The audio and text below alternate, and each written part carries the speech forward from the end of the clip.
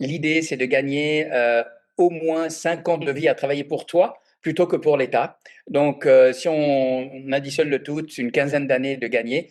Sur 7 à 10 ans, tu vas économiser 7 millions de francs en moins de 10 ans. Je lui ai présenté ce calcul qu'il a présenté à sa femme. Elle a dit, on part quand? Bonjour à tous, très heureux de vous retrouver aujourd'hui en compagnie de Joseph Beccialani. Alors, on va parler de multiples sujets, à vrai dire, fiscalité, expatriation, entrepreneuriat, investissement, avec, voilà, on a prévu quelques histoires croustillantes, puisque vous allez vite le comprendre, Joseph a une expérience que j'estime titanesque sur tous ces domaines, puisque voilà, Joseph est avocat fiscaliste international. Et je vais te présenter et je dois avouer que tellement de choses à dire que j'ai pris des notes. Voilà, c'est rare que je fasse ça, mais vous allez comprendre en fait l'envergure de Joseph. Et vraiment, je vous invite à regarder attentivement cette vidéo pour ceux qui sont entrepreneurs, qui s'intéressent à l'investissement, parce que vous allez avoir une intervention là qui est d'un niveau qui est assez rare. Joseph, avocat associé, responsable du bureau de Lausanne chez Dumont Partners. Joseph excelle en fiscalité internationale, droit des sociétés et fusion-acquisition avec plus de 30 années d'expérience. Il a conseillé des multinationales, des multimillionnaires et des milliardaires. C'est une quinzaine de clients que tu as. C'est ça, Joseph, que je dise pas de bêtises. Ah, Ouais, c'est ça. c'est ça. Ce qui est très peu, vous allez le comprendre pour tout ce qu'il a fait, tout ce qu'il fait et l'envergure de son activité. Donc un parcours impressionnant de 94 à 2000 chez PwC. Il a géré des opérations de fusion-acquisition, M&A, de planification et de stratégie fiscale pour des entrepreneurs et de très gros groupes, puis de 2000 à 2003 chez un grand groupe international, voilà, où on ne peut pas forcément le citer, mais c'est vraiment énorme, vous le connaissez tous. Euh, il a dirigé le transfer pricing mondial, concevant une stratégie fiscale globale qui a permis de réinvestir plus de 1,5 milliard de francs suisses en recherche et développement sur 10 ans. Donc c'est des milliards. En collaboration avec des autorités fiscales internationales. On aura l'occasion d'en parler un peu plus loin. C'est hyper intéressant. Et cofondateur de FBT Avocat, l'un des plus grands cabinets suisses dans le top 1% et de JCB, son cabinet boutique spécialisé dans la structuration pour entrepreneurs et ultra high net worth individual. Donc, je l'évoquais tout à l'heure, centimillionnaire, milliardaire, formateur renommé en optimisation fiscale. Il propose des programmes uniques comme stratégie fiscale gagnante, starter et élite, permettant de réduire la charge fiscale jusqu'à 80% de manière légale et éthique. D'ailleurs, sur l'aspect ultra high net worth, on était en train de discuter là, puisque au moment où je tourne cette vidéo, Joseph est aux Émirats Arabes Unis, à Dubaï, c'est ça, hein? C'est bien à Dubaï? Oui, Oui, c'est c'est ce ça. que tu me disais. Voilà. À Dubaï, Donc exact. il m'évoquait voilà, quelques échanges et clients qui est allé voir sur place. Et d'ailleurs, tu viens de tenir aussi un séminaire exclusif, là, les 12 et 13 septembre, À à Genève. Genève. Voilà, cette fois, c'était à Genève. Tu voyages beaucoup puisque, effectivement, ton cabinet a des locaux à Paris, Luxembourg, Lausanne et deux ou trois aux Alors, Émirats Arabes Unis. C'est ça? Lausanne, Paris, Émirats. Dans les Émirats, il y a 2 bureaux différents. Et puis en Arabie Saoudite, mais pas au Luxembourg. Ah, autant pour moi. Erreur de localisation. Mais donc, présent à de multiples endroits, ce qui répond à la clientèle à laquelle tu t'adresses. Tu interviendras d'ailleurs dans mon événement Elite Investors le 6 et 7 novembre à Aix-en-Provence. Deuxième fois que tu viens, merci pour ça. Vous avez le lien, je vous mets le lien aussi en description. Et d'ailleurs, l'affichera sur l'écran, je partagerai mon écran avec le QR code, mais tu fais une conférence aussi en ligne prochainement. Et voilà, on partagera le lien en fin de vidéo si ça vous intéresse, vous pouvez tout de suite. Mais si tu veux bien évoquer rapidement ce que tu vas aborder lors de la conférence, pour leur donner Oui, bien envie sûr. aussi de rester jusqu'à la fin de la vidéo et de pouvoir y accéder. Alors là, c'est un webinaire qui est gratuit, hein, où on donne les principales stratégies fiscales des entrepreneurs multimillionnaires, multimilliardaires pour qu'ils soient accessibles en fait à tous et pas garder ce savoir-faire uniquement pour les clients qui payent des centaines de milliers d'euros chaque année en frais d'avocat fiscaliste, mais de le mettre à disposition de tous et notamment une stratégie qu'on a élaborée, une méthode qu'on a élaborée qui s'appelle STS, structuration transmission et succession. Avec chacune de ces lettres, l'idée, c'est de gagner au moins 5 ans de vie à travailler pour toi plutôt que pour l'État. Donc, si on additionne le tout, c'est une quinzaine d'années de gagner. Donc, investissez 1 heure de votre temps pour en gagner des années par la suite. Oui, Comme dire, je vous le conseille vivement à nouveau. On mettra le lien, enfin, on affichera le QR code. Je partage dans mon écran. Et bien sûr, lien aussi en description de la vidéo et commentaires épinglés. Et puis, dernier élément, pas des moindres, hein, tu es quadrilingue, rien que ça, français, anglais, italien, arabe. Et puis bon, ben, on n'a pas parlé de tes diplômes, mais tu es diplômé de l'université de Lausanne et aussi de Harvard Law School. C'est quand même assez impressionnant. Euh, donc avocat suisse inscrit au barreau de canton de Vaud et membre de l'International Fiscal Association. Donc voilà, quand je vous disais qu'il y avait beaucoup à dire, je pense que vous le comprendrez.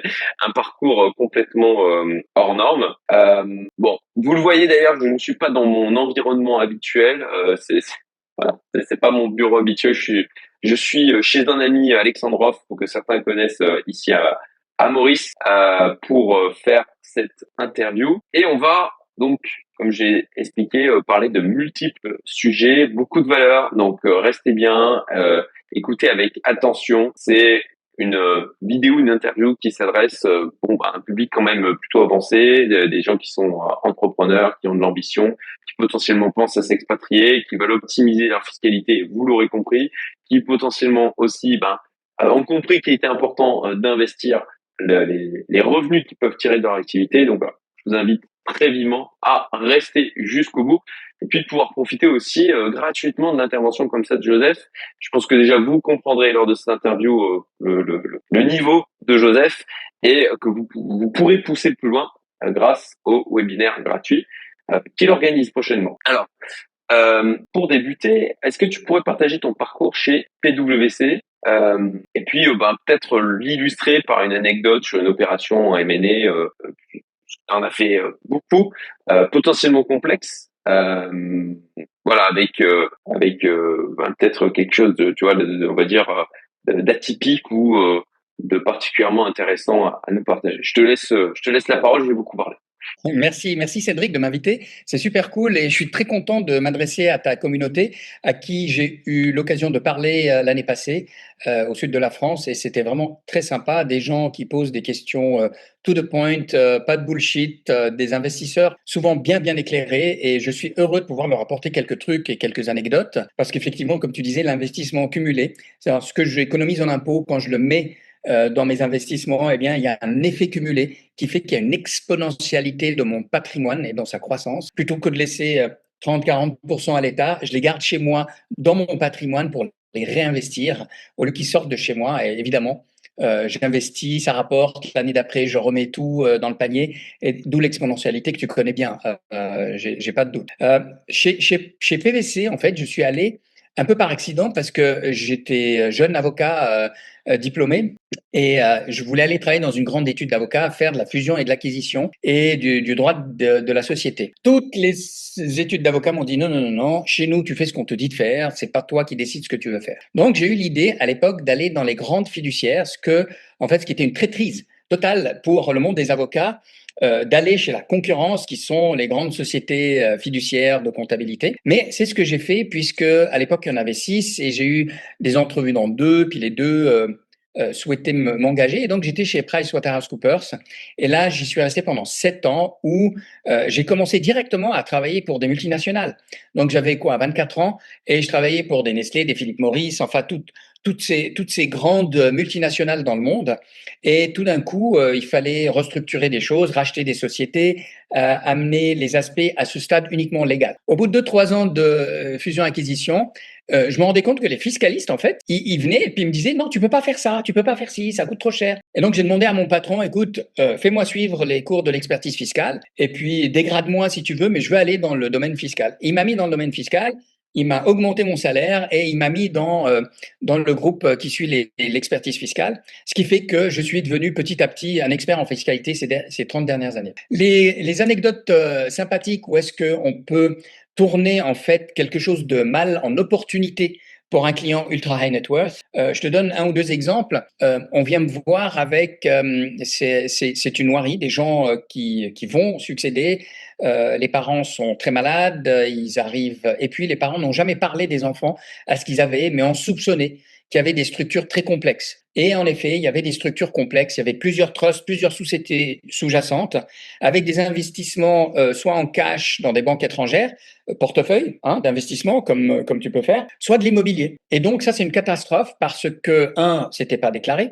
Deux, comment tu vas justifier que tu hérites de tout ça? Trois, c'est impossible à bouger une fois qu'ils sont plus là. Enfin, c'est compliqué. Et puis quatre, surtout, comme ce sont des structures, le jour où toi, héritier, tu veux retirer de l'argent de là, c'est du dividende, donc c'est du revenu imposable. Donc pour tourner cette catastrophe en opportunité, on a profité des lois fiscales qui permettent en fait l'amnistie. L'amnistie consiste à dire, ok, dans l'ancien temps, on avait des structures complexes. Ces personnes qui sont décédées à plus de 90 ans, ils ont mis ça dans les années 80. Nous, on n'y peut rien. Mais on veut bien déclarer, clarifier et avoir et nettoyer le passé. Combien ça va nous coûter? Et donc, la loi est très claire. Elle te dit comment calculer ce que tu dois pas. Et l'avantage, c'est que tu payes pas de pénalité. Donc, tu payes l'impôt que tu aurais dû, tu payes les intérêts, mais pas de pénalité.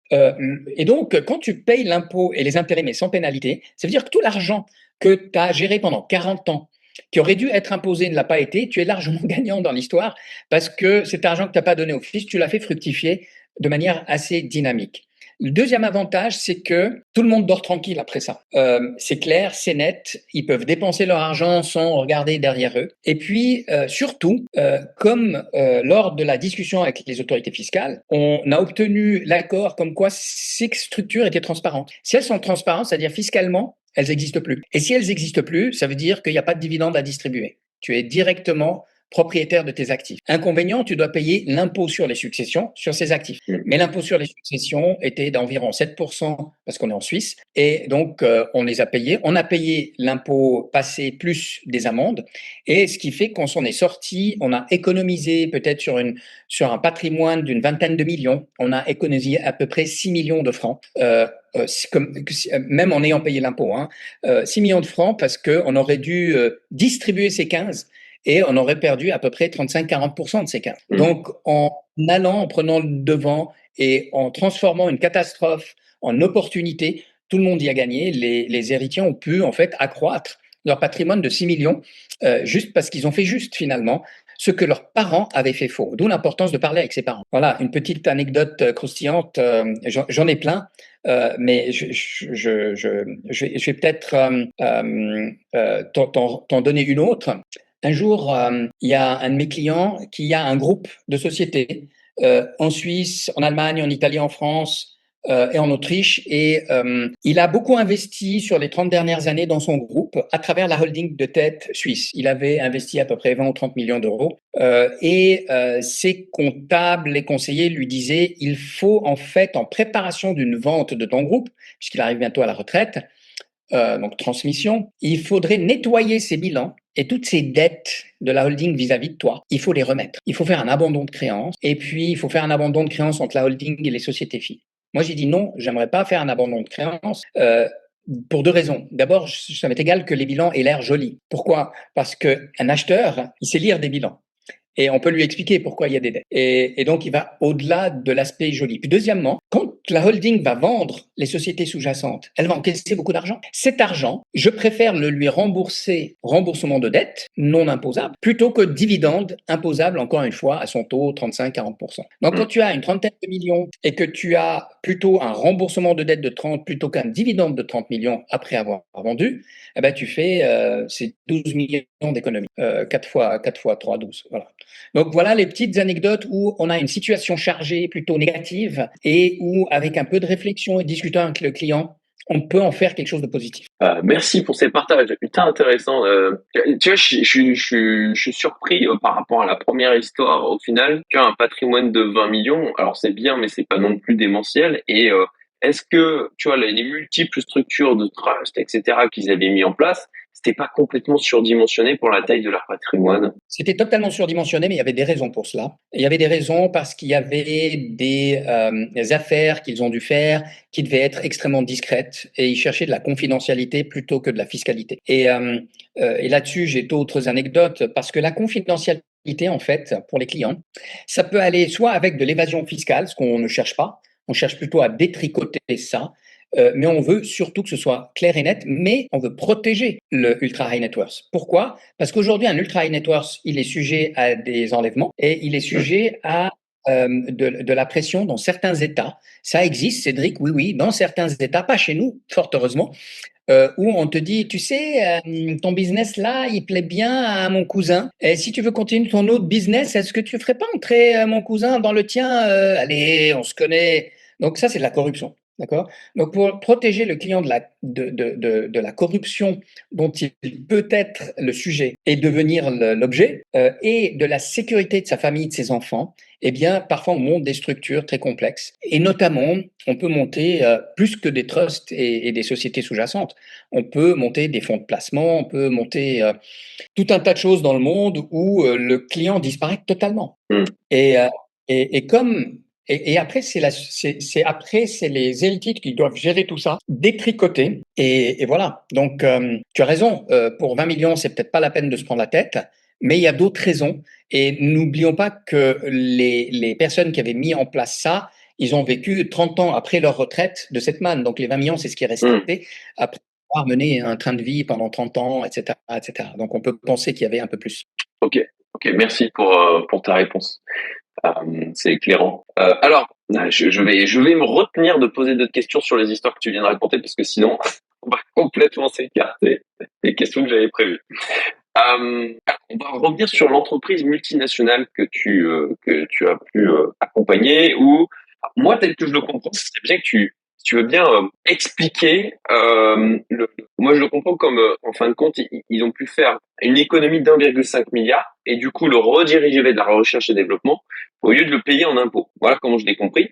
Est-ce que tu peux nous en dire un petit peu plus? Bien sûr, tu as des obligations de confidentialité, donc c'est pour ça qu'on ne donne pas le nom de l'entreprise en question. Et nous expliquer un peu, voilà, le mécanisme, ce que tu as monté, ce que tu as permis d'économiser et le contexte global avec toutes les négociations avec les autorités fiscales que tu as dû mener. C'est une super question. En fait, je voudrais pas me lancer des fleurs parce que c'est pas moi qui ai mis en place cette stratégie incroyable mais par contre, j'y ai participé pour l'exécution. Donc, j'étais pas le gars intelligent qui a imaginé la stratégie. J'étais le sous-fifre qui l'a exécuté avec lui. Et ce type qui était extrêmement intelligent, en fait, c'est un monsieur qui s'appelle James T. Mogul, qui est l'inventeur, le rédacteur des articles en droit américain de prix de transfert. Et on sait très bien que le prix de transfert, c'est un objet qui est produit par une société dans un groupe qui veut le transférer à une autre société du groupe pour que les deux objets puissent être assemblés. Le prix de transfert, c'est à quel prix tu transfères cet objet que tu viens de fabriquer à l'autre usine qui doit le mettre ensemble. Et si tu fais un prix trop cher, tu es en train d'appauvrir l'une des deux sociétés. Si tu fais un prix trop bon marché, tu es en train d'appauvrir une des deux sociétés. Donc, il y a une bataille entre les multinationales et les fiscs pour dire quel est le bon prix? Quel est le bon prix de transfert de cet objet? Alors, une fois qu'on a expliqué ça, Jim Ogle, qui a écrit les articles, je crois, si je me souviens bien, 480 du Code des impôts américains, après l'Europe s'en est inspirée à partir de 1972, l'OCDE, pour faire le traité de Rome. Enfin, je ne vais pas rentrer dans l'histoire, mais pour réécrire en fait les règles que les multinationales doivent respecter pour que le fisc et les multinationales aient une entente sur les prix. Quel est le bon prix de transfert pour transférer ce capuchon à l'autre usine pour que je puisse les mettre ensemble et les vendre? Et donc, pour revenir à cet exemple où on a pu économiser pas mal de centaines de millions chaque année pendant 15 ans, l'idée, c'était de dire, OK, qui détient la propriété intellectuelle dans le groupe? Et est-ce que cette propriété intellectuelle dans ce groupe est correctement rémunérée. Il se trouve qu'elle n'était pas correctement rémunérée. C'est-à-dire qu'on avait des sociétés qui faisaient de la fabrication,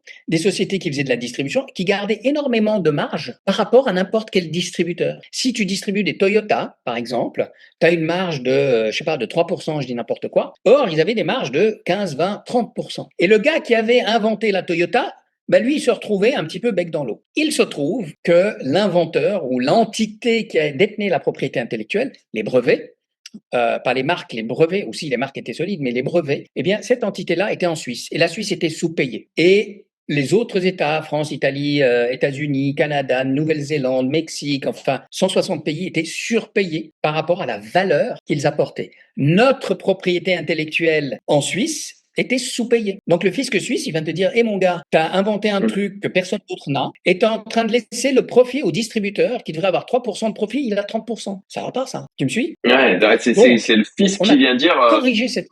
voilà, vous vendez, vous sous-vendez la propriété intellectuelle, donc on estime au final que ça devrait être vendu plus et on est lésé, c'est ça? C'est ça, c'est l'idée, sauf qu'on a anticipé ce que le fisc allait nous demander, parce qu'on a pris en main un projet de prix de transfert, de corriger les prix de transfert dans tous les 160 pays du monde. Donc ça a été fait en 3 ans. C'est un projet que j'ai porté pendant 3 ans avec ce monsieur qui a inventé la législation américaine sur les prix de transfert.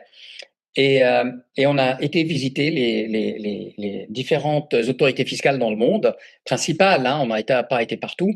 Et comme tu peux imaginer, il y a un mélange de cultures. Les gens aux États-Unis ou au Canada, au Brésil, en Nouvelle-Zélande, en Australie ou au Japon ne réfléchissent pas de la même manière.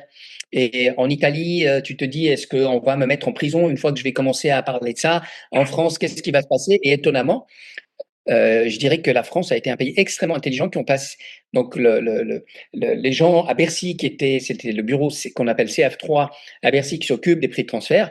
Ils ont posé que des questions intelligentes. On a négocié pendant 1 an et demi et à toutes les questions, on a pu apporter des réponses qui font du sens. Et là où ils avaient raison, on a admis. Là où nous avions raison, ils l'ont admis. Et la négociation a été de très haut niveau et très, très constructive, contrairement à ce qu'on peut penser, en fait, quand tu vas dans les sphères de la fiscalité des gens qui sont au niveau ministériel, mais qui sont des fonctionnaires du ministère, hein, qui ne sont pas eux-mêmes ministres, hein, ils ont une intelligence et une éducation hors pair en France. Et ça, pour moi, c'était une découverte et j'étais vraiment heureux de le voir. Est-ce que ça t'explique comment on a pu remettre de l'ordre en attribuant le bon profit à la bonne entité? Et du coup, pourquoi vous avez dû, vous avez dû négocier les prix de transfert avec les principaux représentants fiscaux des différents pays. C'est-à-dire que On vous appelle ça deviez à chaque fois dire, bah voilà, nous on a estimé que les prix de transfert c'était ça. Est-ce que vous êtes d'accord avec ça? Et donc avec chacun à chaque fois des allers-retours et des justifications. C'est waouh, c'est un travail titanesque. Oui. C'est ça. Alors, on appelle ça des autorités compétentes hein, en matière fiscale. Donc, c'est en Suisse, c'est l'administration fédérale des contributions. En France, c'est le bureau CF3. Les administrations compétentes, on va en fait faire ce qu'on appelle un APA, Advanced Pricing Agreement, un accord anticipé sur les prix de transfert. Pourquoi? Parce qu'on ne veut pas que dans 10 ans, ils viennent nous dire vous avez fait tout faux. On veut qu'aujourd'hui, on les dise sur les prochaines 10 années, j'aimerais que tu me dises, que tu signes, que ce que je suis en train de faire, c'est juste. Parce que je ne veux pas être pris à l'avenir. Et donc, ce que tu fais, c'est que tu vas, une fois pour toutes, faire plusieurs études. Une étude fonctionnelle. Quelle société a quelle fonction dans le groupe? Ça, c'est le functional analysis, étude fonctionnelle. Ensuite, tu vas faire une étude économique. L'économie de la voiture, si je prends l'exemple de Toyota, l'économie du marché des voitures ou l'économie du marché des maisons de disques comme EMI ou Sony, comment est-ce qu'elle fonctionne dans le monde? Quelles sont les principales choses, que ce soit capital, brevet, travail, qui a le plus de valeur dans cette économie-là, d'accord? Puis ensuite, tu vas faire, une fois que tu as fait ces analyses globales, tu vas le faire dans chaque pays. Et donc, sorti du global, tu vas aller, par exemple, au Canada. Comment ça se passe, le domaine de la distribution? Qu'est-ce que les distributeurs canadiens de Toyota gagnent en moyenne? On fait une courbe gaussienne, et c'est pas une moyenne, ça s'appelle, aide-moi, c'est pas la moyenne, c'est la médiane. Médiane.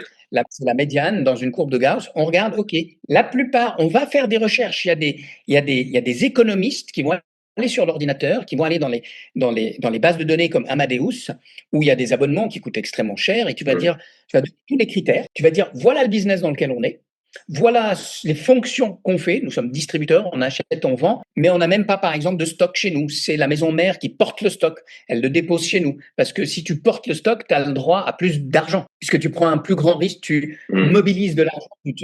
Donc, et tu fais ces études et pays par pays, tu dis, en Europe, dans le monde, le distributeur doit gagner 3,5%. En Europe, il doit gagner 4,2%. Aux États-Unis, puis après, quand tu es dans les Amériques, tu dis au Canada, c'est 2,7. Voilà les études. Tu vois ce que je veux dire? Donc, tu pars du général pour le métier en général dans le monde, ensuite par continent, ensuite par pays. Et tout ça basé doit être cohérent et tu dois appliquer la même politique partout dans le monde. Et ça, c'est la plus grosse difficulté parce que chaque pays te dit « Ouais, je comprends ce que tu dis, mais j'aimerais quand même plus de pognon. » Alors, trouve-moi un moyen. Alors, si tu commences à vendre ton âme au diable et à rogner sur tes principes qui sont basés sur l'économie, sur les études, t'es perdu. Parce que ils vont te dire « Ah oui, mais au Brésil, t'as lâché plus. » Pourquoi? Parce que par définition, tu es transparent avec le fisc si tu discutes avec eux et que tu veux qu'ils... Est-ce que ça t'explique un peu le fonctionnement? Ok, un casse-tête monumental en fait. Je comprends que de négocier comme ça, et là-dedans, au final, quels ont été les moins... tu disais la France avait été d'un très haut niveau. Alors c'est vrai qu'en France, on est champion de la fiscalité. Hein, il y a peut-être d'autres pays qui demandent au fisc français de venir leur enseigner, leur savoir-faire. Quel a été ou quels ont été les pays qui ont été les plus pénibles? Le Canada, le Brésil, le Japon. Le Canada, je m'explique. Comme mon conseiller principal, en parenthèse, qui était payé à peu près 2-3 millions par année pour m'accompagner, qui était chez PricewaterhouseCoopers d'ailleurs. Ensuite, il a quitté, il a été dans une étude d'avocat, mais c'était sur mon budget qu'on m'accordait, c'était 90% de mon budget, c'était ce bonhomme avec qui j'ai passé pendant 3 ans, 2 jours par semaine complets à voyager dans le monde. Et donc, lui, c'est un Américain, c'est lui qui a écrit les règles de prix transfert dans la législation américaine. Et quand on est allé au Canada, le Canada a un complexe d'infériorité par rapport aux États-Unis. Et comme lui, c'est l'Américain arrogant en plus, parce qu'il a toujours raison, eh ben, les Canadiens l'ont très mal pris. Et en fait, on s'est retrouvé dans un match de hockey. Les Canadiens sont des hockeyeurs, les Américains aussi. Et puis, en basket et en hockey, ils sont toujours... Et moi, je me suis retrouvé dans ce match et j'ai pris des coups, j'ai ramassé des... C'est le seul pays au monde où on a été négocié, où on n'a pas eu un accord. Le seul. Le Brésil, parce que le Brésil, il y a un niveau, comment dire, sans accuser les gens, un niveau de manière de traiter des affaires où le bien-être ou l'intérêt de l'État n'est pas en premier lieu. D'autres intérêts parfois individuels peuvent intervenir. Et quand tu as un grand groupe, tu peux pas te permettre ça. Donc là, ça marche pas non plus. Le Japon était difficile, non pas parce qu'ils comprennent pas, ils comprennent très bien, c'est des gens très très évolués, avancés. Simplement, quand au Japon, il n'y a pas de non. Le mot non n'existe pas dans le vocabulaire. Donc, un Japonais qui veut dire non, il ne sait pas dire non. Il ne peut pas dire. Il n'y a pas. Donc, si tu vois que la culture, il n'y a pas le mot pour dire non, donc t'imagines, non n'est pas une option. Donc, ils te disent toujours oui. Donc, toi, tu présentes les choses, c'est oui, oui, tout le temps oui. Pendant 3 jours, c'est oui. Tu rentres chez toi, puis tu t'aperçois qu'en fait... Donc, au Japon, pour dire non, en fait, on fait comme ça. On dit le mot Donc, c'était une difficulté culturelle. D'ailleurs, l'équipe a dû prendre des coachs culturels pour comprendre avec quelle autorité tu vas discuter, de quelle manière. C'était drôle, par exemple, au Mexique, quand on est allé, parce que le Mexique est un formidable pays, mais tout le bâtiment de l'administration fiscale à Mexico City était en réflexion. Donc, on marchait au-dessus des gens qui travaillaient par terre, il y avait des ouvriers, enfin, c'était rigolo. Et puis, surtout, c'était pour la sécurité incroyable, parce que tu arrives au Mexique, tu es une multinationale, tu as interdiction de sortir sans la voiture blindée de la boîte. Quand tu rentres dans les bureaux, il y a un sas. Et puis quand tu ouvres le premier, il y a 2 gars avec des mitrailleuses qui regardent qui y a dans la voiture avant de fermer le sas. Enfin, c'est une aventure, le Mexique. Magnifique pays, mais alors les mesures de sécurité, un peu comme au Brésil, quoi. Il faut qu'ils soient au top. Okay. Merci, super intéressant. Et découvrir un univers que moi je ne connais pas, et je pense que la plupart de ceux qui vont regarder ne connaissent pas non plus. Alors, pour continuer sur mon petit déroulé, quelles sont les principales leçons que tu as pu tirer de la fondation de FBT et JCB, donc les deux entreprises sociétés que tu as créées. Est-ce que tu as des exemples de d'ultra high net worth que tu as pu accompagner ou tu as transformé t'en as évoqué un tout à l'heure, mais est-ce que tu en as d'autres où tu as pu transformer un défi en opportunité? Bien sûr, à part les deux que j'ai mentionnés tout à l'heure, Déjà. tu as ensuite d'autres cas où on te dit, OK, j'ai ce problème, par exemple, à l'étranger, hein, de personnes qui ont oublié de déclarer des montants énormes. Et quand je parle montants énormes, c'est des montants énormes. Et puis tu te dis, OK, mais alors est-ce que tu peux, dans ce pays, aller discuter avec les autorités? La réponse est non. Euh, Pourquoi? Parce que si tu vas le faire avec de tels montants, ce pays-là, il va sortir la grosse artillerie, tu vas commencer par aller en prison, enfin, c'est très grave. Donc, on conseille toujours aux clients d'aller évidemment déclarer, de faire ce qu'il faut, même s'il doit faire un peu de prison, etc. Mais lorsque le client refuse, tu fais quoi? Tu vas pas le laisser au bord de la route, donc il faut lui trouver d'autres solutions à plus long terme pour qu'à terme, ce soit quand même déclaré, que le problème ne soit pas hérité par la génération d'après qui est innocente finalement, qui n'a rien fait de mal. Donc ça, Parce c'est que, des cas excuse-moi, je t'interromps parce que oui, ce que tu évoquais tout à l'heure, l'amnistie, donc qui existe en Suisse, c'est pas forcément un principe qui existe de partout, quoi. exact. En Suisse, pas de problème. Tu vas faire l'amnistie, on te dit, écoute, le mindset en Suisse, c'est quand tu viens toi-même de ton propre chef, on te dit, OK, t'as fauté, tout le monde, ça peut arriver à tout le monde, et t'es venu spontanément. D'ailleurs, on l'appelle déclaration spontanée non punissable. Il y a trois conditions à ça, techniques, hein, on va pas faire kicker les gens, mais il y a quand même trois conditions. Un, le fisc ne doit pas avoir commencé à te poser des questions là-dessus. Mm. Par exemple, s'il a le premier soupçon et qu'il commence à poser des questions, c'est mort. C'est plus une déclaration spontanée non punissable. Deux, il faut que tu annonces et tu déclares absolument tout ce que tu as. Tu peux pas oublier un compte. Parce que si tu as oublié un compte sur lequel il y avait 3 francs et que tu l'as oublié de bonne foi, toute l'amnistie tombe et tu as les amendes. Trois, tu dois t'efforcer de payer l'impôt et les intérêts qu'on te demande. Donc ça, ce sont les trois choses les plus importantes. Donc les cas que je t'ai exposés tout à l'heure, hein, pour cette succession où c'était un très très gros problème sont des cas topiques. Hein, c'est pas les seuls à être dans ce cas. Les cas de corruption où tu dois protéger les gens, ça, ce sont des cas extrêmement je veux dire, rien qu'avec la France, je parle dans les années 2008-2009, je crois que c'était Sarkozy qui avait mis l'amnistie en France Mm. en mars. Eh ben, à partir de 2009, on a fait quoi des dizaines, pour pas dire des centaines de dossiers d'amnistie à Bercy, où c'était bienvenu parce que finalement l'État français a ramassé beaucoup d'impôts et puis les gens ont pu enfin dormir tranquille. Donc c'était une bonne ouverture pour dire ok, vous avez fait des conneries. Je ne sais pas si tu suis les dernières les dernières Oui. nouvelles en France avec. Zoukman, c'est ça? C'est l'attaque Zoukman? C'est de ça que, oui. Alors en fait, ce monsieur qui est un monsieur brillantissime hein, en économie avait fait une de ses thèses qui était magnifique hein, et il est arrivé à la conclusion qu'il y avait à peu près 7 trilliards entre 5 et 7,3 trilliards d'argent non déclaré dans le monde et que ça fait 7 trilliards, donc 7 000 milliards. Et donc, il a dit, OK, donc il faut une taxe pour les gens très riches, pour au-delà de 100 millions, on doit leur prendre, leur ponctionner, etc. Ça.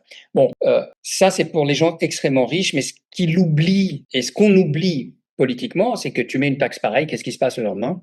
Un type qui a plus de 100 millions qu'on va lui prendre sur 5 ans, passe 2% sur 100 millions, c'est en 50 ans, tu as pris ta fortune, d'accord? Ouais. Donc, alors que cette fortune a déjà payé des impôts, etc., etc. Donc, il part. Pourquoi? Parce que les ultra high net worth, moi j'ai eu le cas d'une famille qui était à la tête d'un très grand groupe multinational dans l'alcool et ils étaient en Suisse. La Suisse commençait à leur poser des questions, les enquiquiner. C'était juste la pierre dans le caillou. Puis c'était pas du tout grave ni dangereux parce que tout était légal. Mais ça commençait à les enquiquiner, quoi. Alors, ils ont fait quoi? Ils sont partis en Angleterre. Et l'Angleterre, il y a 3-4 ans, change son Oui. fusil d'épaule, annule le resident non-dom. Qu'est-ce qui se passe? Donc, quand je les ai appelés pour la Suisse, 2 semaines après, ils avaient acheté un pâté de maison à Maillefert. Et puis, en 2 semaines, hein, ils avaient déménagé. Et de l'Angleterre, je les ai amenés encore ailleurs, en Grèce, et ça se fait en 3 semaines. Donc, de croire qu'on peut taxer les ultra riches de manière excessive ou ciblée, c'est une erreur. En tout cas, dans ma petite expérience. Voilà. Alors, on a dérivé, et c'est de ma faute. je reviens, tu vois, t'avais attaqué à évoquer un cas, du coup différent de ce que tu avais évoqué, où donc t'avais transformé ce défi en opportunité, où c'était un cas où il risquait la prison, en clair, aller voir les autorités en disant bon bah voilà, il y a ça qui a été fait, on a oublié de déclarer, oublié, on n'a Alors, pas déclaré. oui. Alors que ça, comme c'était pas une option parce qu'il y avait de la prison à la clé dans l'État en question, on s'est dit, OK, toi, tu risques la prison, mais on veut pas que ta succession risque la prison. Donc, ce problème, on doit le tourner pour que, sur le temps, il soit absorbé et qu'il soit déclaré. Donc, ce qu'on a fait, c'est que on a dit, OK, on va faire un fonds de placement. Et ce fonds de placement va servir, en fait, à, je vais pas te donner tous les détails parce que c'est super complexe et les gens vont s'endormir. Mais en gros, derrière un fonds de placement, tu peux totalement disparaître. Et lorsque tu disparais totalement et que tu as un fonds de placement, le jour où tu n'es plus là, que tu décèdes, tes héritiers héritent. Et quand ils héritent, ils n'ont pas commis l'infraction pénale, eux. Et à ce moment-là, eux peuvent aller dire, voilà, on a hérité de ça, on ne savait pas, c'est notre papa qui a mis ça en place, qui est vrai. Et donc, ils vont pas aller en prison, ils vont payer les impôts qu'ils doivent, ils vont payer les intérêts, il y a peut-être des amendes en fonction de la... Mais si tu veux, l'opportunité là-dedans, c'était de dire, OK, ce patrimoine-là, on n'y touche plus, on le garde de côté, on neutralise le risque de prison, mais à terme, tu vas quand même payer les impôts, mais ce sera pas toi, ce sera ta succession. Donc, il n'y aura pas de Ok. punition, il n'y aura pas de prison à la clé. C'est ça que tu veux éviter. Oui, bah au final, ça permet avec ce principe, tu continues à jouir de ton argent jusqu'à ton décès. Tu passes la patate chaude, mais moins chaude que ce qu'elle aurait été en Alors, l'état, quoi. en l'occurrence, on a vraiment limité, voire réduit à zéro la manière dont ils pouvaient jouir de cet argent, parce que c'est très dangereux d'en jouir. D'où vient cet argent? Ça devient des structures trop complexes. Il a assez de quoi vivre, il a d'autres choses, d'autres rendements, mais cette partie de sa fortune n'ayant pas été déclarée depuis 15-20 ans et ayant été très bien investie, elle a cru énormément. Et donc, on a dit, OK, est-ce que tu as vraiment besoin de cet argent? Non. Très bien. Alors, on le met de côté dans un fonds et comme ça, il continue à être investi et comme ça, tes héritiers auront une bonne surprise un jour, le plus tard Ok, possible. excellent. Merci. Je te propose de passer à la partie suivante sur l'optimisation fiscale et l'expatriation. Alors, sujet chaud, hein, l'expatriation. En tout cas, pour ma part, dans mon écosystème, je vois énormément de gens qui partent. Beaucoup, enfin, les personnes qui travaillent dans le domaine me disent qu'elles croulent sous les demandes. Ça ne fait que s'accentuer, quoi, surtout avec la fameuse taxe qui est évoquée, le fait de taxer sur la nationalité française, enfin voilà, juste parler côté français en tout cas, parce que toi tu traites d'un point de vue international. Alors, cas que je rencontre en permanence, entrepreneurs français qui vendent leur société. Quels seraient, tu vois, tes conseils de base ou les bonnes pratiques de base pour optimiser post-vente? Alors, je sais déjà ce que tu veux dire, mais voilà, je te laisse intervenir. Ce qui peut être salutaire, écoutez bien ces éléments. Si vous pensez à vendre votre boîte, il faut y réfléchir. Et là, je laisse Joseph intervenir. Pour y réfléchir et que l'entrepreneur ait les clés en fait de sa fiscalité, il faut qu'il la comprenne. Et d'ailleurs, je profite de ça pour vous dire que le 1er octobre, encore une fois, on va traiter notamment de l'exit tax et d'autres choses, et que c'est gratuit. Venez-y, Cédric vous donnera le QR code, etc., etc. Donc, il faut comprendre que en France, lorsque tu veux vendre ta société, on va te prendre le prélèvement forfaitaire universel qui est composé d'un impôt et de charges fiscales. Le total est à 30. Aujourd'hui, on est à 34 à 37 en fonction du montant que tu es en train de vendre. Plus tu vends, plus tu as des surcharges et des surtaxes. La première chose à faire, c'est de réfléchir, est-ce que je dois avoir une holding qui détienne ma société qui produit l'argent pour que, d'une part, elle encaisse les dividendes avec un impôt d'à peu près 1% plutôt que les 30 que tu vas payer si tu les mets dans ta poche. Et deuxièmement, cette holding, sans que tu mettes l'argent dans ta poche, va être réinvestie dans l'immobilier, dans l'or, dans la bourse, dans comme tu veux, tu le réinvestis sans qu'il passe par la case impôt. Ce qui fait que tu accrois ton patrimoine beaucoup plus rapidement. Tu me suis? Ensuite, une fois que tu as compris qu'une holding qui touche des dividendes, elle est beaucoup moins, 30 fois moins imposée que toi, eh ben, tu peux te dire, mais qu'est-ce qui se passe si ma holding vend ma société? Si c'est ma holding qui vend ma société, Je t'entends pas. Oui, oui, oui, tu disais que c'était 30 fois moins? Oui, parce que si tu dois payer 30% ou 1%, Oui, 30, c'est oui, 2 fois plus. effectivement, c'est vrai. Donc, sur 1 million, tu dois payer 300 000 si tu vends en direct, entre 300 et 350. Et puis, si c'est la holding qui détient la société qui touche le dividende, c'est à peu près, c'est 1% du million, ça fait 10 000. Voilà, 10 000 par rapport à 300 ou 350. La même chose si la holding vend la société commerciale qui fait l'argent, eh ben, elle va payer 3%.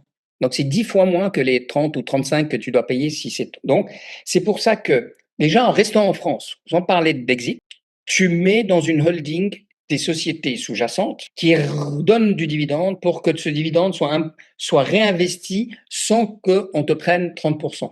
Et imagine quand tu as 30% de plus à investir chaque année, combien l'exponentialité de l'effet cumulé est plus forte pour l'accroissement de ton patrimoine au bout de 20 ans, 30 ans. Maintenant, si tu veux quitter la France, d'accord? La France te dit, si tu as une société qui comptablement vaut 100, mais qu'en réalité, parce que tu l'as commencé dès le départ, aujourd'hui elle vaut 1000, d'accord? La différence entre 1000 et 100, on veut que tu payes l'impôt, parce que tu pars, même sans que tu vendes. Tu as fait un gain théorique de 900, paye l'impôt.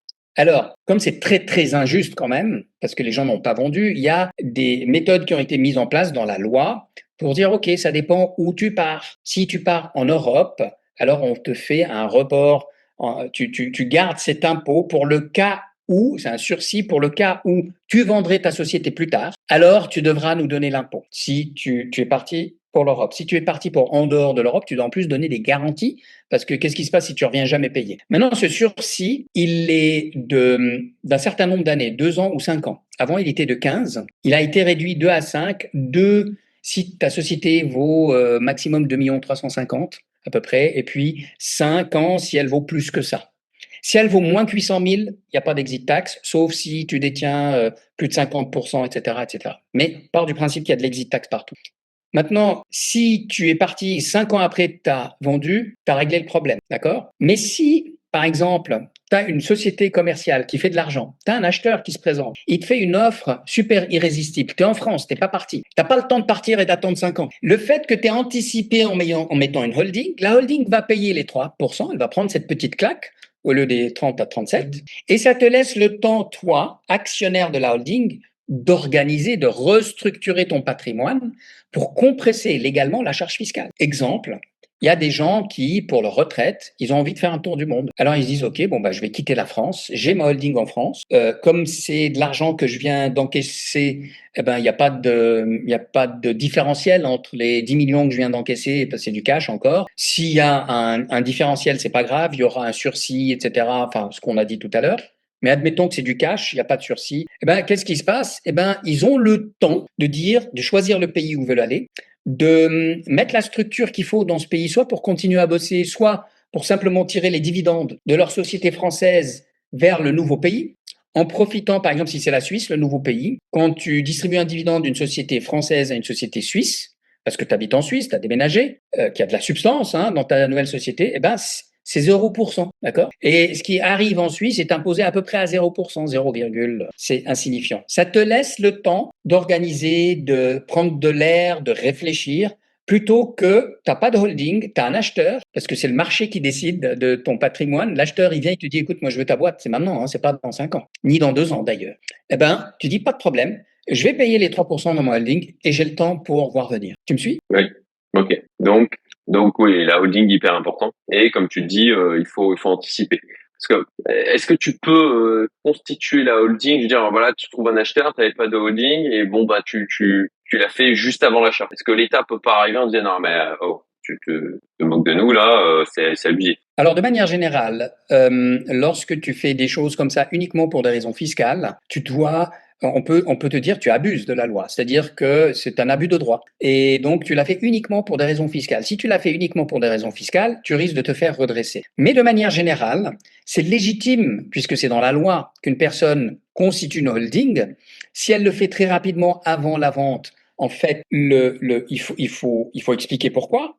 Il faut par exemple expliquer que cet argent, je veux le réinvestir dans ceci, dans cela, et c'est légitime de vouloir réinvestir son argent. D'ailleurs, à cet égard, si même tu n'as pas fait de holding, il y a des dispositions des articles de loi dans le Code général des impôts en France, 150 au BTR, je crois, quelque chose comme ça, qui te permettent de, si tu réinvestis X% de ton Mm. gain dans des sociétés opérationnelles, alors tu payes pas l'impôt. Enfin, il y a d'autres échappatoires cas échéant, mais elles sont très complexes et c'est ennuyant. Mais effectivement, tu dois pas être dans une position où on peut te montrer du doigt en disant, tu as fait ça juste pour échapper à l'impôt et donc tu n'es pas de bonne foi et tu abuses. Mm. Pas abuser. Ok, très clair. Merci. Je reprends mon petit déroulé. Bah tiens, je l'évoquais tout à l'heure sur le fait que moi, l'ensemble des personnes que je côtoie me disent qu'ils voient plus de gens qui sont dans une approche d'expatriation en étant français. Est-ce que toi, tu vois ça aussi depuis à peu près 2, 3 ans, une Alors, on augmentation? voit ça en Suisse, on voit ça depuis les années 80, des Français qui arrivent en Suisse et en Belgique. Ouais. Donc, c'est rien de nouveau. Et chaque fois qu'on change de gouvernement, il y a une vague. Pourquoi? Parce qu'il y a une incertitude dans les nouvelles lois qui vont se faire. Et donc, les Français savent que les lois fiscales sont très dures, qu'elles peuvent changer très vite. Et donc, ils prennent les devants. Et oui, il y a régulièrement des vagues. Alors, en Suisse, mais c'est surtout en Belgique, hein, beaucoup plus que la Suisse. Maintenant, on voit beaucoup de Français qui vont aux Émirats arabes unis, et à juste titre, parce que la sécurité est au top, il n'y a pas de chômage, il n'y a pas de grève, il n'y a pas de bloc on tout, il n'y a pas de... Enfin, c'est des gens là-bas, tu viens ici, tu bosses. Si tu bosses pas, on te met à la porte. Pourquoi? Parce que on veut pas accueillir des gens qui travaillent pas. Il y a du travail pour tous, donc bosse. Et en plus, on paye peu d'impôts, 9% sur les sociétés, 0% pour toi en tant qu'individu.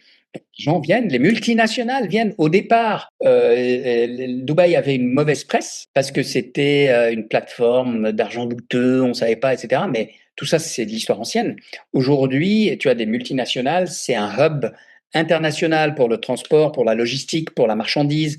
Toutes les grosses boîtes servent le Moyen-Orient, l'Afrique, l'Asie facilement depuis les Émirats. Donc oui, il y a beaucoup de gens qui partent vers les Émirats et le piège, c'est qu'il faut partir correctement. Si tu as une société en France, il faut préparer le départ. Si tu as du savoir-faire en France ou des marques ou des choses, il faut les payer à la société française. Sinon, tu es en train de l'appauvrir pour rien. Donc, tu payes la société française des actifs que tu veux lui acheter, par exemple, depuis ta société Dubaï. Et puis, ces actifs doivent être, ce paiement doit être arm's length, c'est-à-dire entre tiers, bon prix correct, et puis va être imposé en France. Donc, ça s'organise avant et pas après. Ok, en amont d'expatriation. Ouais. En amont de l'expatriation, bien sûr, parce que tu dois faire. J'enseigne toujours qu'il faut simuler en fait l'impact fiscal de ce que tu veux faire. Moi, j'accepte pas qu'on me dise oui, tu ferais mieux de faire une SAS plutôt qu'une SARL. Ok, mais ça veut rien dire ce que tu me dis. Je veux un tableau qui, en fonction de la rémunération que je veux avoir, 100, 120, 150 ou 50 000 euros, est-ce que j'ai meilleur temps de faire une SAS, une SARL, une SAS avec une option, et pourquoi? Et combien ça va me coûter en impôts, en charges, en prélèvements? Et est-ce que j'ai meilleur temps de faire une holding, de payer du dividende? Et quel est l'équilibre juste entre ceci et cela? Et la même chose, même exercice quand tu pars à l'étranger. Si tu pars à l'étranger, combien ça te coûte de quitter la France? Si tu dois payer un impôt avant de partir, ou si tu as vendu ta société, ou, et combien te coûte ton coût de la vie aux Émirats? C'est pas bon marché aux Émirats. Les Émirats, c'est pas comme la France, c'est beaucoup plus cher. C'est même plus cher que la Suisse de vivre aux Émirats. Donc, enfin, à Dubaï, parce qu'il y a d'autres Émirats qui sont beaucoup moins chers, évidemment. Après, par rapport à Paris, on n'est peut-être pas si éloigné, non? Alors, écoute, hier soir, on a dîné, on était trois, on a payé 800 euros pour un dîner. Non, oui, 800 euros pour un dîner où on avait une bouteille de vin, de la viande et puis trois entrées. Bah, Je sais pas, à c'était un Paris, bon resto. ouais, c'est un resto qui s'appelle Lenia, qui est un très bon T'as resto. Il y a 800 euros ou 800 AED? 3800, à peu près 3500 AED. Ah oui, donc ouais, c'est ça, c'est 800 euros, effectivement. D'accord, oui, donc ça peut être assez cher. Après, bon, Alors, tu n'es pas obligé de dîner dans des restaurants chers, hein. Tu peux dîner dans des restaurants moins chers. Tu peux aussi habiter en dehors de Dubaï et ton 120 mètres carrés à Dubaï qui va te coûter 3 000 à 4 000 euros par mois, en dehors de Dubaï, il va te coûter 1 500 euros par mois. Donc, oui, tu peux venir, mais voilà, après, tu es loin de Dubaï. Si tu dois faire des trajets, c'est du temps, etc. Donc, il faut faire des ouais, calculs et avec des les simulations. embouteillages. Ok. Alors, Est-ce qu'il y a un parcours typique, un exemple, tu vois, sur la manière dont ton accompagnement a pu faire économiser beaucoup d'argent aussi, un entrepreneur qui voulait s'expatrier, histoire de, tu vois, si Oui, on peut donner oui. un élément concret dans lequel c'est plus facile de se projeter avec des exemples, avec des histoires que, bon, la théorie, qui est Sûr. très bien, hein, bien sûr, mais si tu peux prendre un cas concret, ce Alors, serait génial. c'est une expatriation de Suisse, même pas de France, vers les Émirats. Et je parle à ce client, je lui explique de manière générale qu'il doit s'expatrier vu le chiffre d'affaires qu'il projette. Il projetait à l'époque 10 à 15 millions de chiffre d'affaires avec une marge d'à peu près 40%. Et je lui explique avec des mots. Et puis il va parler avec sa femme, et puis sa femme, elle dit, mais t'es fou, on est en Suisse. C'est vert, c'est insupportable de vivre dans le désert, mais t'es complètement malade, il fait 50 degrés, je veux pas y appeler nos enfants, et puis qu'est-ce que tu crois, les écoles en Suisse, c'est beaucoup mieux qu'aux Émirats, et notre famille, elle est en Suisse, elle est en France, elle est en Europe, chaque fois il faut faire 6 heures d'avion, enfin, c'était un non niet niet général. Je dis ok, très bien, mais j'aimerais quand même te voir encore une fois. À lui, je dis, je vais le voir. Et j'avais préparé, en fait, cette fameuse simulation sans qu'il me la demande. J'ai dit, voilà, avec ton chiffre d'affaires et ce que tu penses, la marge, donc chiffre d'affaires moins tes coûts sur 15 millions, 40% de marge, ça fait 10% sur 15, c'est 1,5 million, 3, 4, à peu près 5 millions de marge, hein, mettons, pour faire simple. Sur une durée de 10 ans, voilà ce que ça te coûte en impôts en Suisse, parce que moi je regarde l'entrepreneur et sa société, pas seulement la société. Entre toi et ta société, ça va te coûter X. Et si tu quittes pour aller à Dubaï, sur 7 à 10 ans, tu vas économiser 7 millions de francs en moins de 10 ans. Je lui ai présenté ce calcul qu'il a présenté à sa femme. Elle a dit, on part quand? Donc, c'est pour ça que je dis, tu peux pas décider sans avoir des éléments concrets. Et depuis, il vit à Dubaï, ça fait plusieurs années, il est très heureux, les enfants sont très heureux, ils vivent dans un quartier où il y a plein d'arbres et de la verdure partout.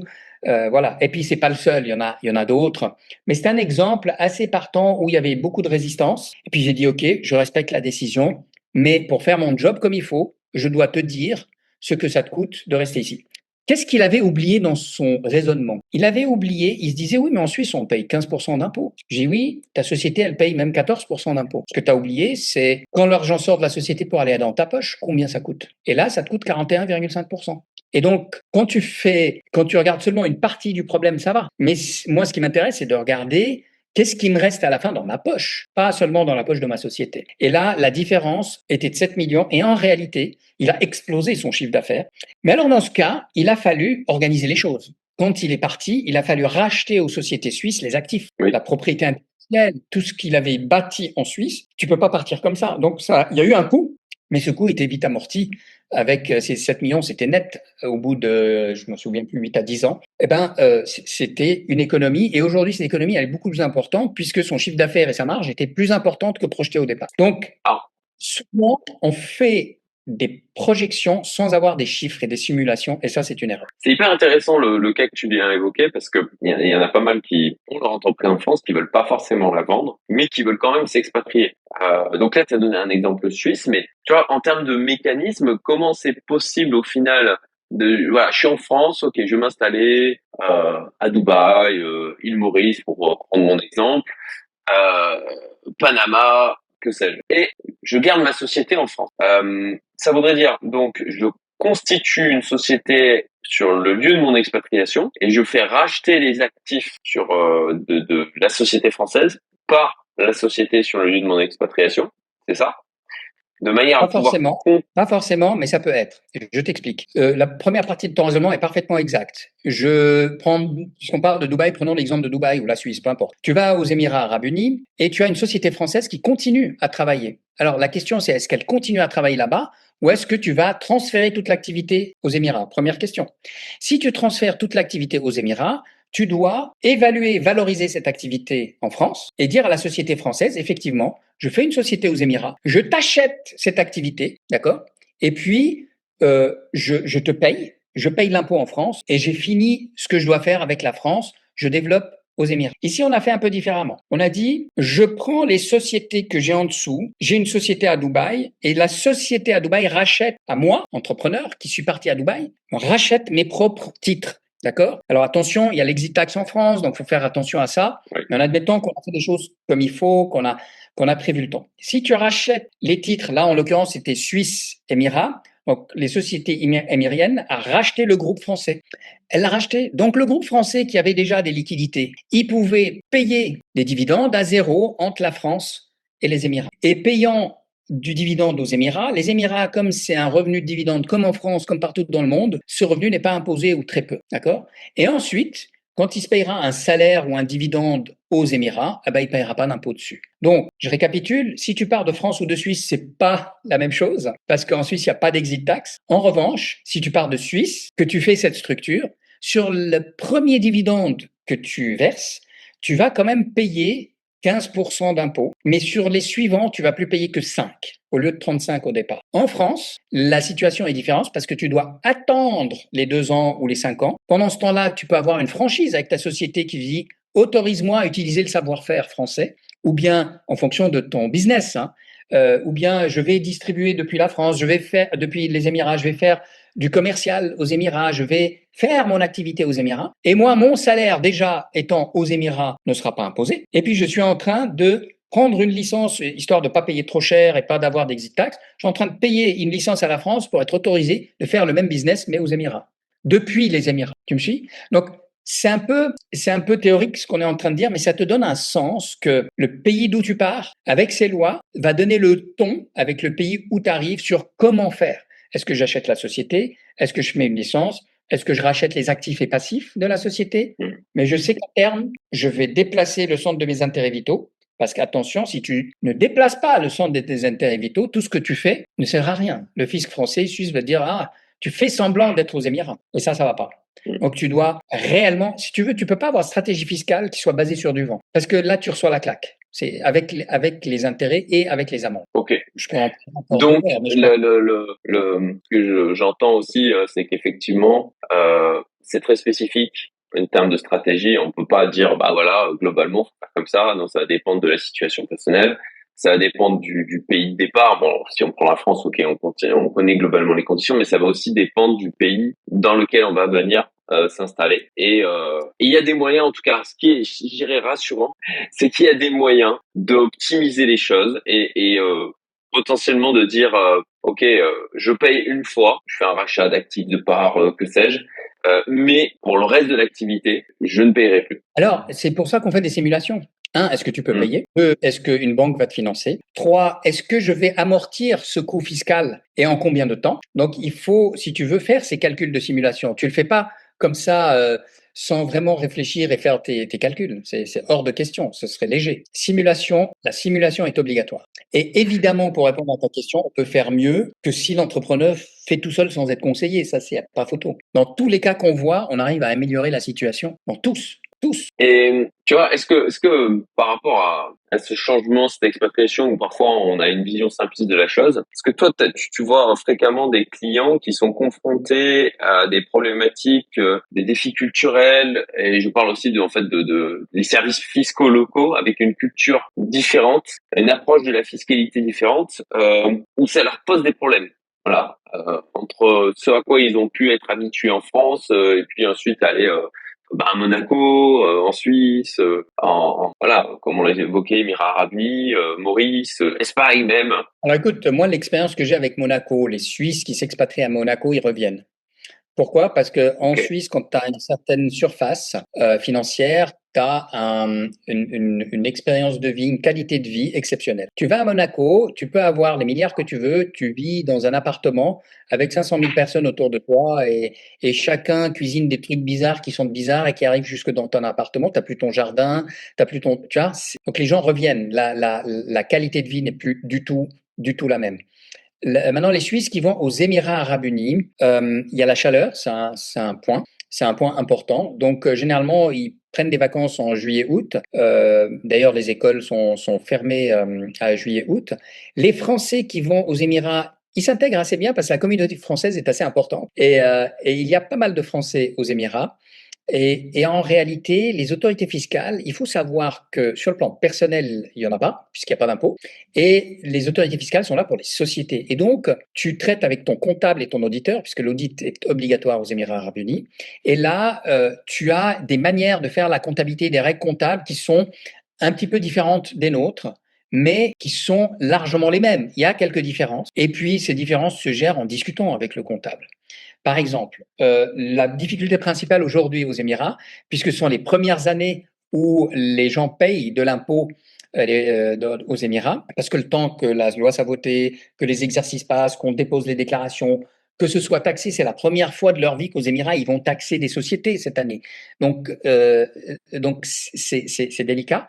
Et puis, l'entrepreneur te dit, oui, mais moi, je veux avoir un salaire très, très, très, très important pour minimiser mes 9%. Alors, ce très, très, très, très important, c'est là que tu vas te faire reprendre parce que tu peux prévoir des choses, mais il faut que ce soit encore une fois arm's length. Ça veut dire, est-ce qu'une société qui t'appartient pas aurait accepté de te payer ce salaire ou ce bonus, ou etc. Et en plus, il y a des conditions formelles. Si tu payes un bonus, il faut un PV de l'Assemblée générale, expliquer pourquoi, le signer, machin, le dater, que ce soit enregistré dans les documents de la stock. Il y a tout un tas de choses dont nous, on n'a pas l'habitude parce que chez nous, on va pas chercher à faire un très, très, très, très, très gros salaire.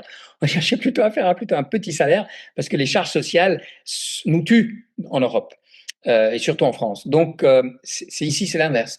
Mais l'entrepreneur français s'habitue vite à ça. Je t'entends pas, Cédric. Oui, désolé, il y avait des chiens qui aboyaient, donc du coup, j'avais coupé mon micro. Euh, pour continuer donc sur le sujet lié à l'expatriation à l'international, à l'investissement cette fois, toi, tes clients, donc les ultra high net worth avec lesquels tu travailles, hein, je rappelle, une quinzaine de clients où tu travailles en direct, et puis bon bah, vous avez la possibilité de profiter des services de Joseph, mais sur un format différent, sous forme, bah, peut-être que d'ailleurs, avant de continuer, ça vaut le coup que tu expliques pour ceux qui voudraient potentiellement bosser avec toi, qui ont vu bon ben voilà le niveau d'expertise et d'expérience que tu pouvais avoir. Ok, tu prends pas de nouveaux clients. Toi, tu bosses avec une quinzaine de clients depuis longtemps maintenant, mais il y a quand même possibilité d'accéder à ton expertise. Est-ce que tu veux bien l'expliquer? Alors l'idée, en effet, c'est un ami qui m'avait dit, tu as un talent pour expliquer la fiscalité de manière facile et compréhensible. Et c'est dommage que seuls les ultra high net worth puissent profiter de cette expertise. Et tu devrais donc réfléchir à une manière de partager ce savoir. Et puis moi, j'étais dans ma zone de confort, donc j'ai pas besoin de partager ce savoir. Et il a tellement insisté, lui et sa femme, pendant 3 ans, et ils m'ont donné les clés pour le faire, ils m'ont donné les idées, tu pourrais faire ci, tu pourrais faire cela, etc. Ils ont été vraiment adorables et très encourageants. Et je me suis dit, ok, et puis merde, je me lance. J'ai testé, je suis sorti de ma boîte de ma zone de confort, et j'ai pris un plaisir incroyable dès la première conférence à partager parce que les gens étaient intéressés. Et je me suis rendu compte de ce dont je m'étais jamais rendu compte, c'est que quand je parle, les gens comprennent et c'est de la fiscalité. Et donc, c'était une révélation pour moi. Et donc, ce qui s'est passé, c'est qu'on a mis en place tout d'abord j'organise des webinaires gratuits où j'explique les bases. Et puis ensuite, j'invite les gens qui le souhaitent à venir à une formation de 2 jours complets à Genève. C'est généralement au mois de septembre, c'est celle que je viens de faire maintenant. C'est la 3e qu'on a fait ou la 4e, je ne sais plus. Et en 2 jours, on leur donne les clés de toutes les notions de base. Qu'est-ce qu'une holding? Qu'est-ce qu'une structure? Comment on la dessine? Qu'est-ce qu'un domicile fiscal? Qu'est-ce que l'expatriation? C'est quoi l'exit? Qu'est-ce que la SCI à l'IR, à l'IS? À quoi sert la holding? Quelles sont les stratégies qui existent? Et puis, on fait 8 à 10 cas en fonction du temps que nous avons. Qu'est-ce que la TVA? La TVA, c'est un gros problème souvent pour les entrepreneurs. On fait 8 à 10 cas et ces 8 à 10 cas sont étudiés pour couvrir en fait toutes les questions que j'ai toujours reçues des entrepreneurs pour résoudre les problèmes. Et à travers ces questions, chacun dit « Ah oui, mais moi j'ai un cas comme ça » et il pose des questions. Donc l'idée de ces 2 jours, c'est personne ne part sans avoir obtenu la réponse à toutes ces questions. Dans la mesure du possible, évidemment, on ne va pas faire au-delà de minuit parce qu'à minuit c'est fini, mais on fait justement, enfin, on fait des horaires tout à fait normaux et humains parce que voilà, on n'est pas des machines non plus. Donc, alors j'ai fait ça pendant 2-3 ans. Ensuite, on m'a dit, ah, mais j'aimerais que tu me suives. Je dis, non, c'est pas possible. Et d'ailleurs, je le fais pas seul, je le fais avec un excellent avocat fiscaliste en France, Vincent Michel, qui est un technicien hors pair et qui a une quinzaine d'années d'expérience dans le domaine pour les entrepreneurs. Et donc, on est 2 avocats fiscalistes à plein temps à s'occuper de ces gens pendant 2 jours. C'est énormément de valeur qu'on leur donne, puisqu'on leur donne la substantifique moelle de 45 années d'expérience conjuguée. Et donc, les gens me demandaient, mais j'aimerais que tu me suives. Puis moi, je dis non, non, non. Puis à la fin, dire non, c'est gênant. Donc, avec Vincent, on a mis en place, en fait, un mentorat. Et ça se passe sur 3 jours où on prend les cas, on pose 1000 questions, on obtient tous les documents sur l'entrepreneur qui veut être suivi, mais on le suit en petits groupes, 5 à 8 personnes max, et on lui dit, t'es là, tu devrais être là en fiscalité. Et voici les étapes pour que ta structure soit la meilleure et la optimale de manière légale. Voilà ce que ça coûte, voilà ce que ça rapporte. Et on ne regarde pas seulement toi, on regarde STS, donc structuration, transmission et succession. Succession dans les deux, hein, de tes parents et vers tes enfants. Donc il y a deux aspects. Et puis, on les suit. Une fois qu'ils ont fait ça, on leur explique tout. On s'assure qu'ils ont compris en les amenant, eux, à expliquer au petit groupe leur nouvelle stratégie fiscale. Et puis ensuite, on va les suivre pendant toute une année, tous les mois, sur un Zoom, en petit groupe, pour dire, OK, où t'en es? Où sont les difficultés? Tu as encore des questions? Ton avocat n'a pas compris, parce que nous, on ne fait pas du done for you, on ne va pas le faire pour toi. On va seulement te donner les clés, c'est toi qui dois faire, sinon ça coûte beaucoup trop cher. Donc, Ouais, bah, le done for you, c'est ce que tu fais pour tes clients, mes les clients. quinzaines de clients qu'on a évoqués. Voilà. Et ça coûte 60 à 300 000 euros par année pour les clients que je suis. On ne peut pas facturer ça pour quelqu'un qui fait entre quelques centaines de milliers et 6 et 7 millions de chiffre d'affaires. C'est pas possible. Donc voilà l'idée. Et on a fait la première fois au mois de mars et ça marche très très bien. Les gens sont ravis et voilà. Donc il y a un nouveau produit qu'on est en train de mettre au point. C'est un produit, j'allais dire, d'entrée où avec Vincent, on va enregistrer 12-18 épisodes qui parlent de tous les problèmes de la fiscalité de l'entrepreneur. Et il y aura un abonnement payant pour que les gens puissent avoir ces épisodes avec les problématiques qui les concernent. Par exemple, les questions qui concernent le domicile, questions de TVA, questions de holding, questions d'investissement immobilier, comment je fais en France, en Suisse. Ce qui est intéressant, c'est qu'on compare les deux. Et pas mal de gens se posent des questions, ok, est-ce que je ferais mieux d'investir ici ou là, ou comment? Et ils gagnent des années de vie pour eux, crois-moi, Cédric, plutôt que à payer des impôts. Là-dessus d'ailleurs, je crois que j'ai oublié de le préciser, mais donc tu es membre, j'ai l'honneur de pouvoir te compter parmi les membres de ma communauté privée Yomento, et je sais que bah, tu travailles maintenant avec plusieurs membres de la communauté, enfin, dans le cadre de ces programmes-ci, et en tout cas les retours que j'ai eus étaient étaient dithyrambiques, voilà. Ah bah, tant mieux, bah, ça me fait plaisir. Parce que les membres de ta communauté, laisse-moi te dire, ils sont très sharp, très smart, no bullshit. Ils ont constitué un patrimoine souvent très important ou des affaires vraiment bien conçues et et tu peux pas les bullshiter. C'est des questions, c'est de la chirurgie, hein. C'est hallucinant, hein. Ils nous poussent dans nos retranchements avec Vincent et moi. Mais c'est bien, on aime ça. Est-ce que tu d'ailleurs parenthèse, est-ce que tu as rencontré Elif La rencontre bientôt. Ok, On a génial. rendez-vous. Ok.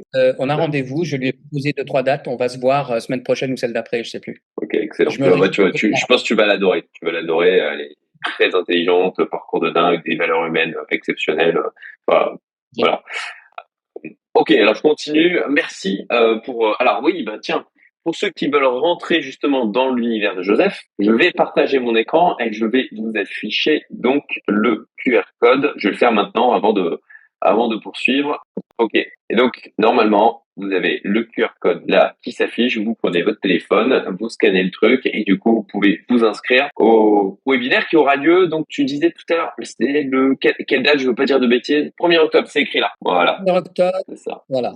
Ça dure 1 ou 2 heures. Vous pouvez poser des questions, on vous répondra. Et puis, vous ferez ce que vous voulez après. Mais on vous donnera des très belles clés de la stratégie STS, à quoi sert une holding, etc. Donc, c'est concentré. Faut vraiment être bien éveillé. Mais c'est sympa. Venez parce que c'est du langage compréhensible. Bah, je vous invite hein, vraiment si les sujets que l'on évoque vous intéressent, si vous voulez pousser plus loin, si vous voulez vous structurer correctement, c'est l'occasion. Allez, je stoppe le partage, on reprend Merci. et Merci. alors j'avais prévu beaucoup trop de choses, bordel, mais on a dérivé aussi. J'ai posé des questions, etc. Donc là, il nous reste à peine 15 minutes puisque bah, tu as un emploi du temps chargé et tu nous as déjà accordé beaucoup de temps. Merci encore pour ça. Je voudrais parler investissement. Voilà, toi, tes clients, les clients avec lesquels tu travailles, est-ce qu'ils ont tous une diversification internationale dans leur investissement? J'imagine que oui, que c'est quelque chose de profondément ancré, non? Alors, les clients avec lesquels je travaille sont des entrepreneurs. L'entrepreneur, en premier lieu, il investit où? Dans son entreprise.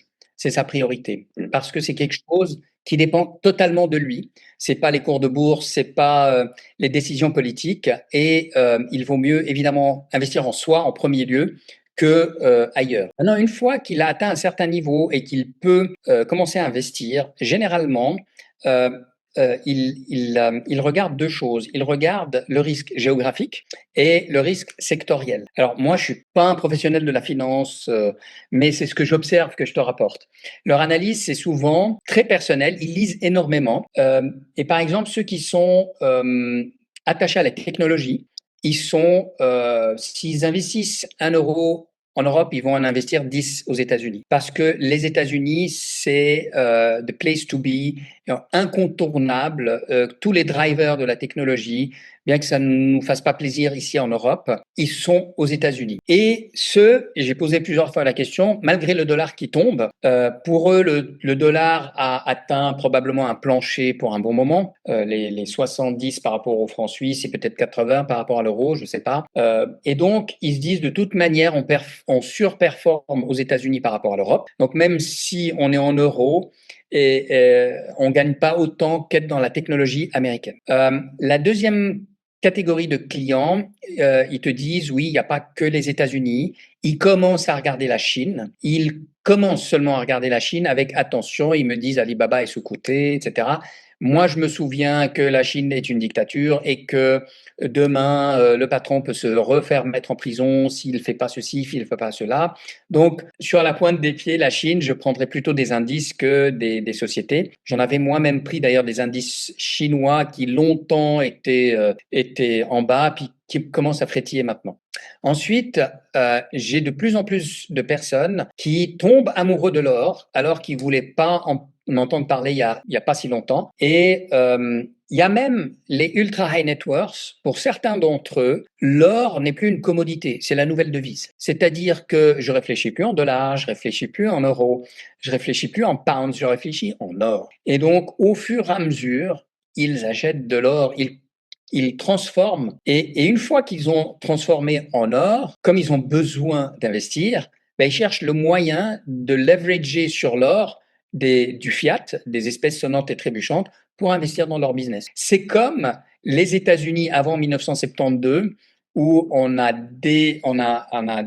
on dit, Enlever la corrélation entre le dollar et l'or, tout à fait. exactement, c'est Nixon qui l'avait fait pour une courte période, soi-disant, les accords de Woodstock, et ils ont, eux maintenant, ils font l'inverse de Woodstock, c'est-à-dire qu'ils ont de l'or, et sur cet or, ils empruntent de l'argent pour faire leur business. Donc l'or prend beaucoup d'importance. Ils ont énormément d'immobilier aussi, mais c'est pas leur focus, parce que l'immobilier est un métier tellement loin de l'entrepreneur qui n'est pas dans l'immobilier, qui laisse ça à des professionnels. Eux, ils regardent les chiffres, ils donnent des budgets, ils donnent des directions, ils donnent des targets de rendement et de volatilité, c'est-à-dire de risque, qu'ils sont prêts à prendre. Et voilà. Donc, voilà un petit peu ce que moi je vois autour de moi, ce qui fait pas de moi de loin un spécialiste.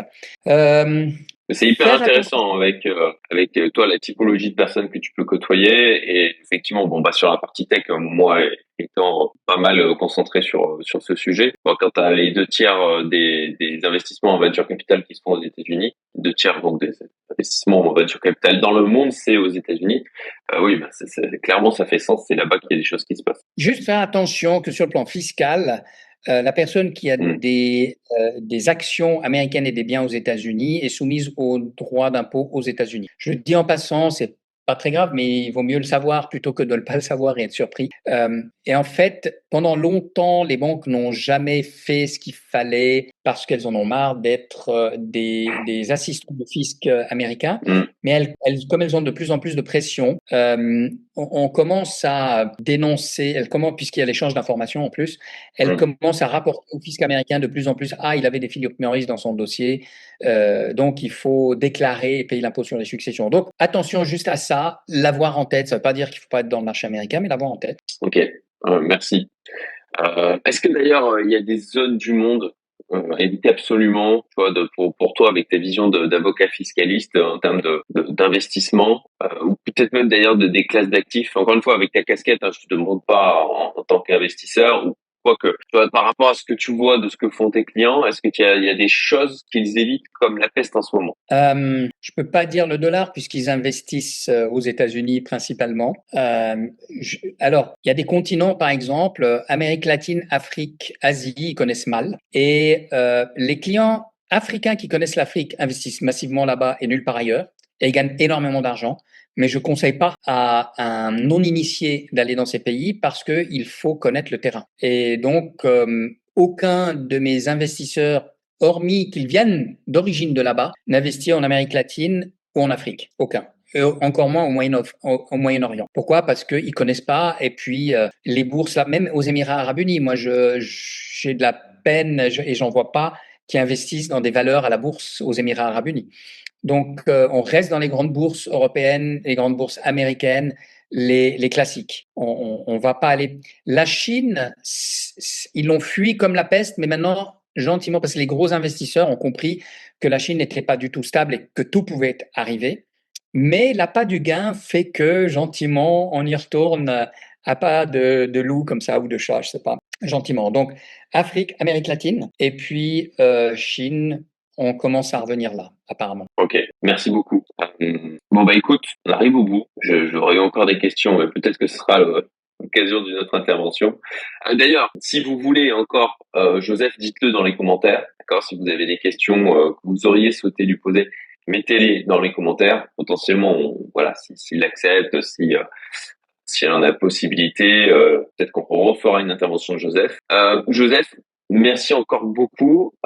Je repartage mon écran pour ceux qui auraient voilà, donc je laisse 10 secondes, vous mettez en pause, comme ça vous pouvez scanner le QR code et vous inscrire à la prochaine intervention de Joseph. Est-ce que tu as un dernier mot, quelque chose que tu voudrais, une notion importante? Oui, j'ai une notion très importante que j'aime bien laisser, c'est prenez votre fiscalité au sérieux, tout simplement. De dire c'est mon comptable en fin d'année, ça c'est pas un entrepreneur responsable. Un entrepreneur responsable, il anticipe, il prend au sérieux, il fait ce qu'il faut. Alors si vous savez pas où commencer, vous pouvez commencer sur ce QR code, le chemin qui va vous amener à gagner des années de vie pour vous plutôt que pour l'État. Prenez-le au sérieux. On vous offre aujourd'hui le moyen de vous mettre sur les rails. Ratez pas ça, prenez-le au sérieux, c'est du temps et de l'argent que vous allez gagner, que vous allez pouvoir dépenser avec votre famille, investir, vous acheter une nouvelle voiture. J'ai mon fils qui fait un peu de course automobile, il y avait un gars avec une magnifique Porsche GT3 RS, il dit c'est grâce à ton papa que j'ai pu m'acheter cette voiture parce que c'est les économies fiscales qu'on a fait l'année passée. Donc Excellent. voilà. Belle anecdote. Merci encore Joseph. On se voit bientôt, hein, On se début voit très novembre. bientôt et puis tu me feras la liste des questions. On tâchera d'aider ta communauté à répondre au maximum des questions qu'on peut. C'est gentil. Je mets en lien aussi en description ton LinkedIn si vous voulez aller suivre Joseph sur LinkedIn puisque tu t'es mis à créer du contenu avec des vidéos que je trouve très sympathiques. Franchement, c'est vraiment chouette en termes de format à la fois ludique et pédagogique. T'as un vrai talent pour ça, hein. Et puis bah voilà, ceux que ça intéresse, vous avez aussi ma communauté privée Youmento, vous avez la possibilité de postuler, le lien est en description, les portes sont fermées actuellement, mais voilà, si elles vous intéressent, postulez, et comme ça, quand il y aura la réouverture des portes, vous aurez la possibilité de passer à travers le filtre pour potentiellement rentrer. Merci encore, je te libère pour que tu puisses... Oui. Je voulais juste dire que depuis que je me suis inscrit à ta communauté, je vois passer toutes les interviews, toutes les écrits Les à workshops. valeur, Mm. les workshops. Et moi qui suis pas un gros investisseur, hein, mais j'ai appris énormément grâce à ta communauté. Merci pour ça, Cédric. Merci Joseph. Écoute, très bon séjour à Dubaï et bah, je te dis à très vite. À très vite. Bye bye. Salut à tous.